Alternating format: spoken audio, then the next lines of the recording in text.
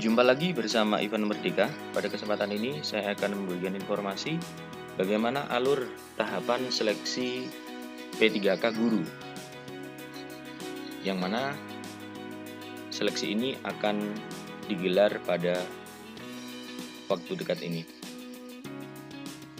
Namun sebelumnya, mengingatkan kembali kepada Bapak Ibu yang belum subscribe di channel Ivan Merdeka, silakan subscribe karena di dalamnya terdapat berbagai informasi seputar dunia pendidikan di Indonesia. Tutorial-tutorial juga ada di sini. Apabila belum subscribe, silakan subscribe di channel Ivan Merdeka.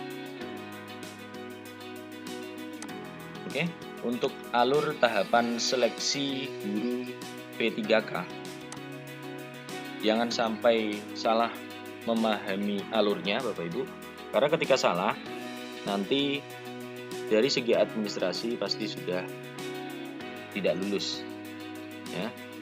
Oke, yang pertama ini untuk seleksi P3K guru yang diprioritaskan tentunya adalah honorer PHK 2. Kemudian yang kedua ini di sini ada guru honorer di sekolah negeri. Yang ketiga ada guru di sekolah swasta, kemudian lulusan PPG ya.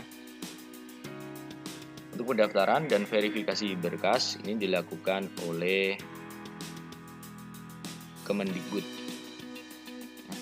Kemudian untuk tes pertama, jadi segala informasi kepada Bapak Ibu semuanya bahwa tes P3K ini ada 3 ya.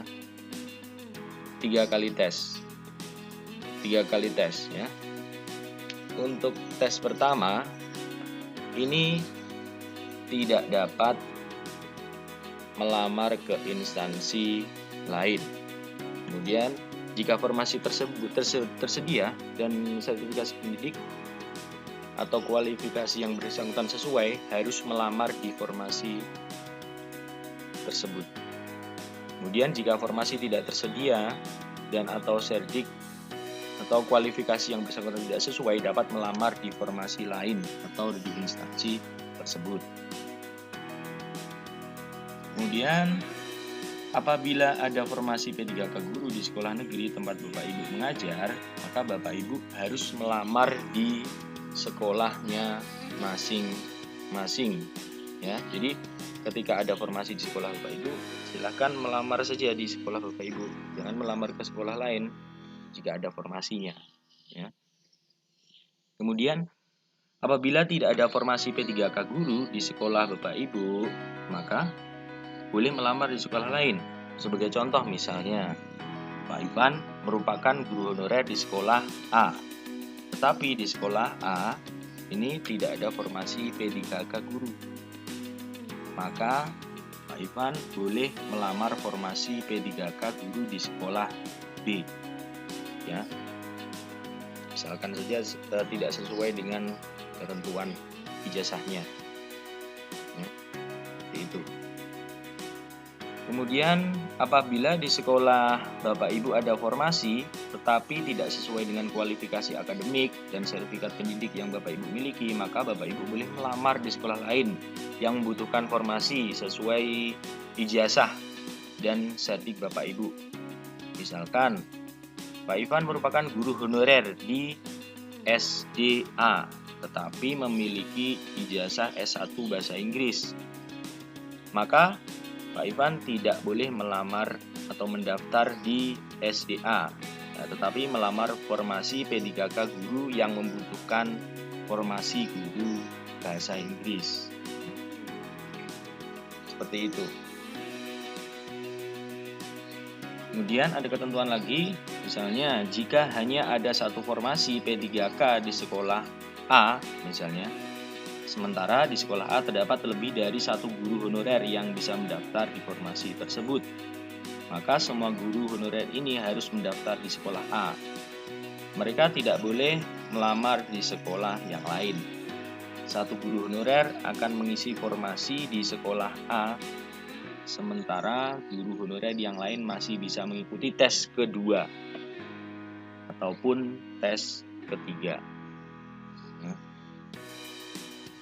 Kemudian untuk tes pertama dan kedua guru P3K tahun 2021, Bapak Ibu hanya boleh melamar formasi P3K guru di kabupaten masing-masing. Sementara untuk tes yang ketiga boleh melamar di formasi P3K guru di kabupaten lain, ya. Jadi untuk tes ketiga ini nanti boleh melamar di kabupaten lain. Sementara untuk tes pertama dan kedua ini tidak boleh di kabupaten lain, ya, itu Bapak Ibu. Kemudian untuk mengisi formasi kosong ini dilakukan setelah tes ketiga, ya. Formasi yang masih belum terisi dapat dilakukan optimalisasi pengisian formasi kosong. Kemudian pengisian formasi kosong dilakukan berdasarkan ranking penilaian sekolah yang akan dilakukan atau ditentukan oleh Kementerian Pendidikan dan Kebudayaan. Ya.